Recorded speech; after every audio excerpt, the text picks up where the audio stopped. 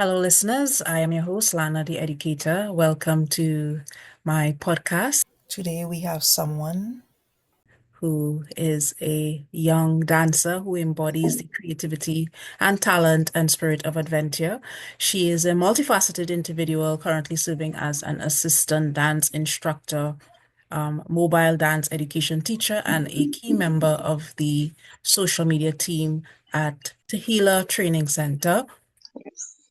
Her passion for dance also extends to her role as a member of the FRM Royals, her church's dance ministry team. Welcome, Diella, to Lana the Okay. Educator's podcast. We'll Thank be you. talking a bit today about exploring dance and as an expression and discipline and how it will, influence careers. So, Yeah. first off, what kind of dance do you do? I started dance in church, Mhm, and then from there went into Tehillah. mhm, So our main genre is modern, contemporary, um, that side of dance. mhm. That's where I'm most comfortable. But we have done some elements of folk, some elements of hip hop here and there.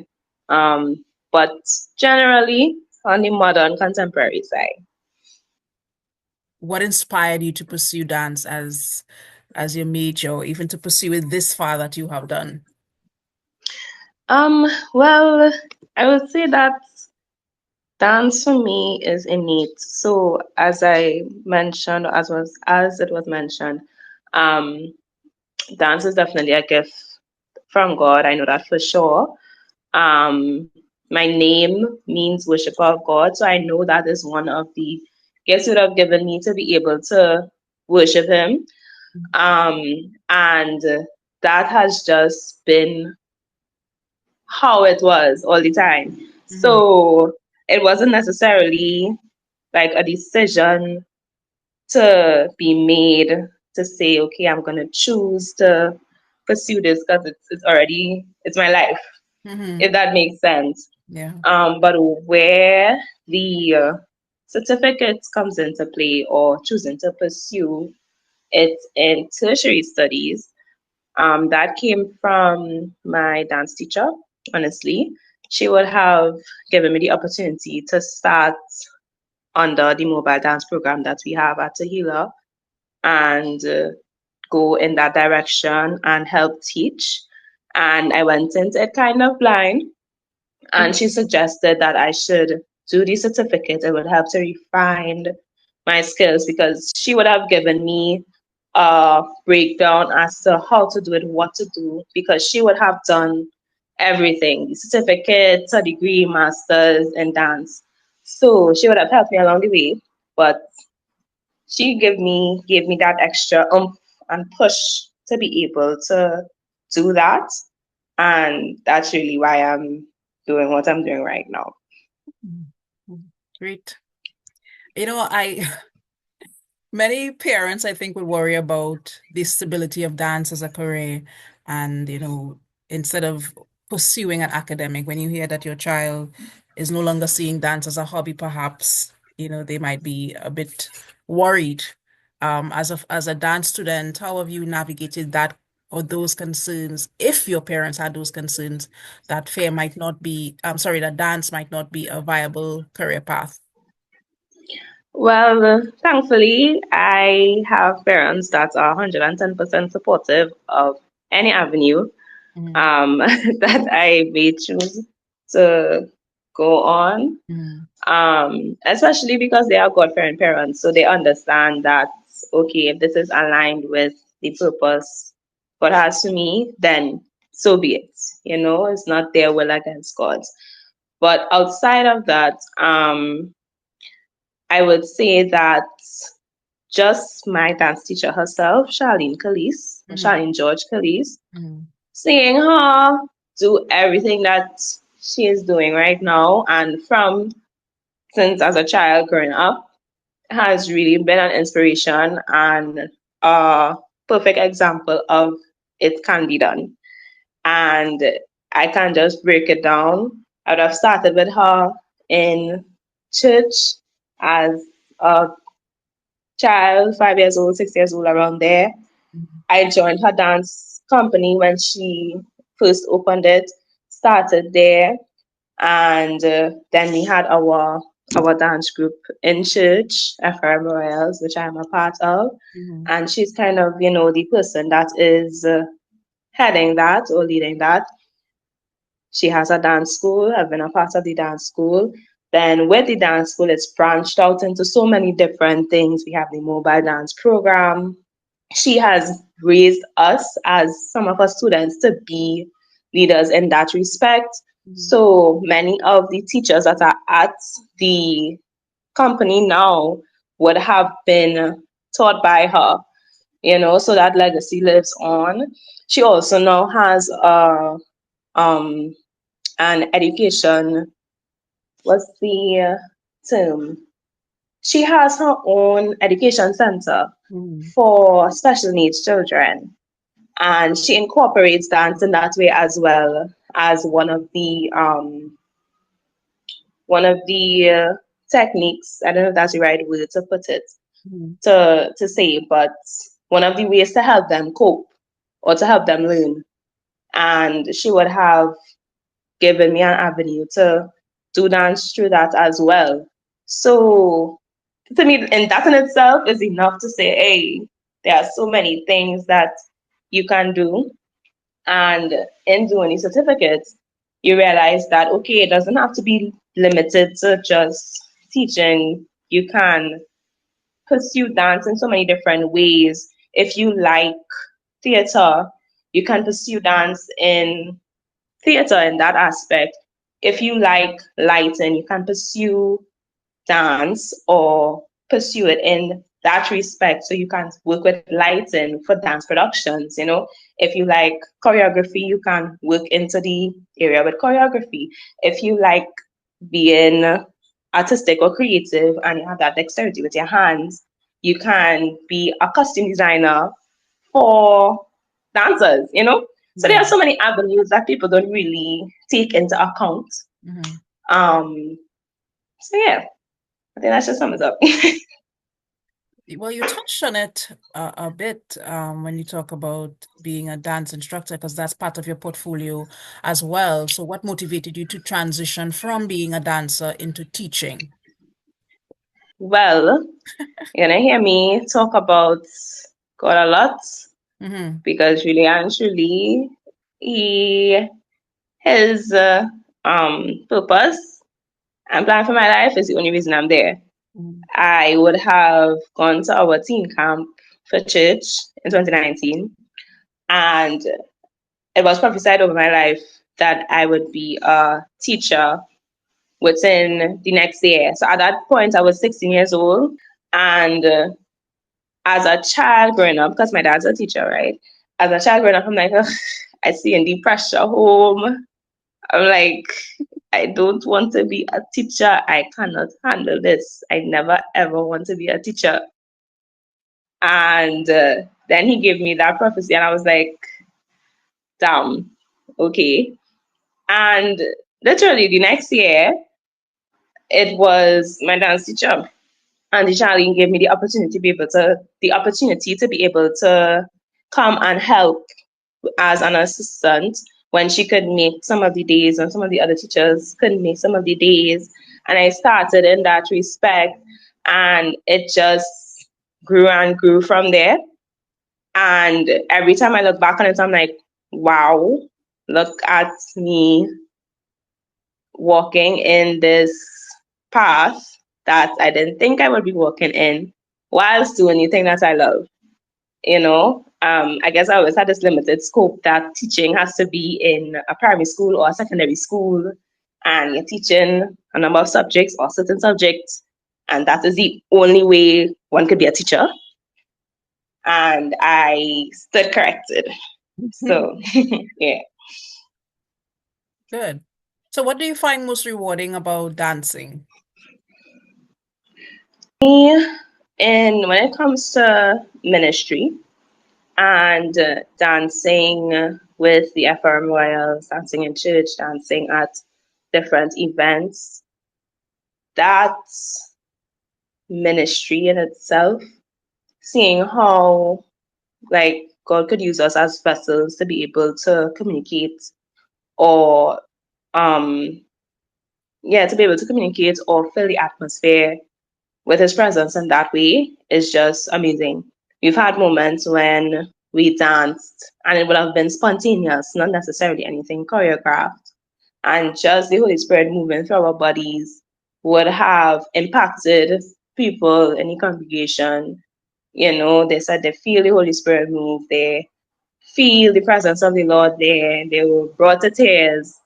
And to me, that is just the greatest reward, being able to know that you can do what God has given you to do and do it for Him and reap the rewards of that. You know, being able to let someone else feel His presence through you, to me, that's the greatest reward there could ever be. So how do you see your education in dance preparing you for the future? Well, like most other persons that are going or have a career in mind, or they're in that career path, they would study what they need to study to be able to get to a certain place. And it's really the same thing. I, being the multifaceted person that I am, if I'm being totally and completely honest, I don't see a specific career in Mm-hmm. itself Mm-hmm. in my future. I see myself doing multiple things. But where dance is concerned, um, I can't see myself continuing with teaching dance education. I really want to get to the place where I also choreograph and maybe probably have my own company where I would collaborate with local gospel artists and stuff like that. And I think that what I'm doing now definitely would help with that just because of the exposure. I'm definitely learning a lot of things that, I didn't know. I'm realizing that Trinidad has a lot of things, has a lot of people, gifted people, talented people, a lot of avenues that I never even thought of. So I think just even being exposed to all of that networking in itself would definitely help for my future, but also having the theory to be able to back up practical um, that practical talent that I have is important. It's good to know where things come from. It's good to know how I can develop certain things. It's good to understand the objectivity within the subjectivity, if that makes sense. Because that's a subjective, but there are also some do's and don'ts and things that need to be learned, things that need to be understood that you may not necessarily understand unless you go through the process. So which choreographers or dance styles would you say have influenced your journey or shaped your artistry? They are a duo. I don't know. I don't think they are a duo anymore. But Sean and Casey Rice, I watch them. I used to watch them all the time, and I'm like, wow, look at the things that they do. You really see the Mm-hmm. emotion within them. Mm-hmm. Um, but other than that, specifically where choreographers are concerned, I don't have any pinpointed right now in my head. But um, I would like to stick to the contemporary modern. However, I do like a bit of Afro infused dance. So like that type of Afro beats or even some elements of folk, even elements of hip hop. I like that. I like that type of fire as well. But I know that I would have to delve into that some more when it comes to my learning, because I haven't done it as much as I would like to. I Mhm. need to be exposed to it a little bit more, but I would love to go into those genres as well. So, can you describe for us an impactful piece you might have studied or performed and why it would have resonated with you? I think one of the most impactful would be between our first production at the dance company that I'm a part of. Mhm. We did a show called Moses Moses, and it was based on the story of Moses and the plagues, and that would always have a special place in my heart, just because it would have been the first instance as a child where I would have been exposed to everything, exposed to the backstage area, exposed to the the running about, exposed to the makeup, exposed to everything, you Mhm. know, and even just performing at that age, having to have that bravery. On the other hand, we, as the dance group in church, FM Royals, we Mhm. do a lot of um, sets, pieces at certain times within the year. So we do some for Easter. We may do specials on certain Sundays. We would do some for New Year's, Christmas, and those are always, always impactful. Always. When we saw that and we see the benefits of it, those are top tier. Like nothing compares to those.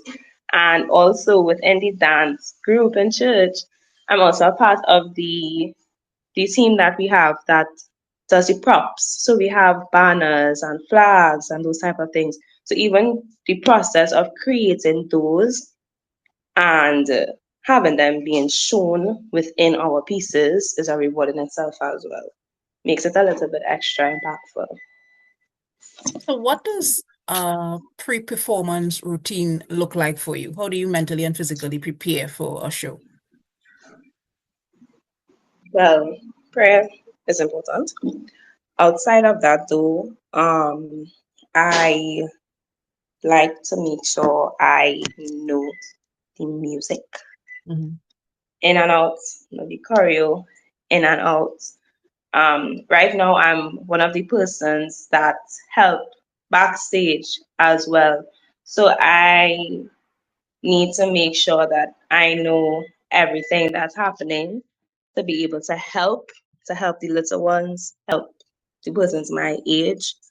Um, but I'm not that type of person that gets anxious or nervous really. Okay. I would say really, like, it's weird, but I guess it's because it's just innate. Now, I'm not gonna say that I don't feel the little butterflies. I Mhm. definitely do, but it's not something that weighs on me completely to where I'm like freaking out, don't know what to do, and like I'm itching or something like that. That rarely ever happens. It's like when it's Mhm. that mode, business mode, time to go, you Mhm. know perform, come off, change, go to the next performance, and I could be okay, you know. Well, you talked about going into academic studies now, and that's a bit of a transition. So, how do you balance your dance training, your dance teaching with the academic coursework that you're doing? It is extremely difficult. Extremely, extremely difficult. Um, but I think because I would have grown up in a household where both my parents are people that are also involved in everything Mhm. and do multiple things. Mhm. it's kind of probably just passed down. Let's just put it like that. So from growing up, even primary school, I've always been involved in multiple things, having to manage multiple things, and I guess it's just kind of natural from there. I'm not gonna say I'm perfect. There are times when I may not get things done, when I may need an extension, when you're burnt out, it happens. Um, but I think when it comes to managing time, it's still something that I need to master. Because where I'm at now, I need to get a lot better. But it helps when you have someone or people who are there to support you, people who you can look to for accountability, and just people who are there to help. Like I'm grateful that I have my parents here that help all all the time and through the whole way. They help a lot, you know. Sometimes my mom will see me burnt out with something and she's like, Diella, go and rest. She would help me in whatever way she can. Same thing with my dad. So I I'm not doing it alone. And that's definitely what helps me. So what has been the most challenging performance or role to date for you I as a would dancer? I would say last year's rhythm of culture Mm, pieces that I would have had to do. Um, Rhythm of Culture is a production that is put on by the Department of Creative and Festival Arts in UWI, mm, specifically for dance. mm, And I think that probably would have been the hardest for me, mainly because it was out of my comfort zone. We would have done folk that semester, and that has definitely been a challenge. And having to get into character for that and maintain it and understand that, you know, this is different. It was a bit challenging, but it was really good. To put some context to that, I we would have had to do a dance based on calendar mm. and teacher met and that stick fighting bacchanal type of thing. And I mean, as a church girl, always doing contemporary dancing in ministry, it's like, okay, I need to get into that role and Mm, understand that, you know, it's done, it's for a performance, it's not who I am.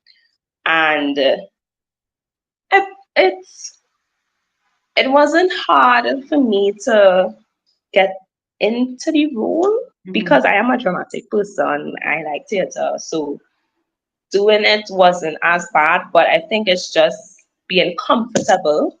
It wasn't the most comfortable, which is what would have made it a bit more like intimidating mm. or challenging. But we worked through it, pushed through You it, were and not in the afraid end, because you said you don't get anxious easily that way. So you no, no, terminated. I wasn't afraid. I know my capabilities, Mm, and I know I could have delivered, and I mm, know I did deliver. right. But it definitely was something that had to be pulled out, you know. How did you Um, end up there? You said it yourself, from church girl and doing a lot of more church and religious kind of productions to this more cultural and contemporary sort of thing. How did you end up there? well, I didn't really have a choice. It was that was the Oh, as part of your studies. Okay. it Okay. was part, yes. So Okay. it was part of that semester. You would Mm, have the practical part would have been folk. mm, mm. That course was specifically folk dances in Trinidad and Tobago and in the Caribbean. Okay. So what happens is that for that semester, whatever courses that would practical courses that the degree students or certificate students may be doing, they would learn a piece within that respect and perform it. In our instance, we were partially graded on that performance Mm, as well. So that in itself was a boost to be able to say, all right, I need to do this properly because I get marked. But the other dancers would have pulled from the other courses they would have done. So that's how the whole production was made. I really didn't have a choice, you know. Um, so yeah. How does one enter university to do dance? Like, I know, everybody, we take an academic track most times, so you get your results from, K, Hmm. like A-level, whatever foundation. But how do you qualify to enter a dance program?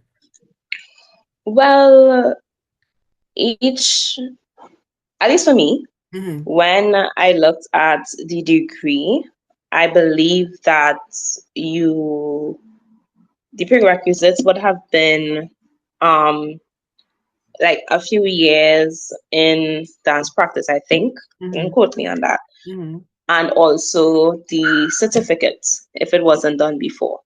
So having done a certificate program, you could go on to do the degree program. Okay, For the okay. certificate, Mm-hmm. there are no prerequisites. You come in fresh, Oh, basically.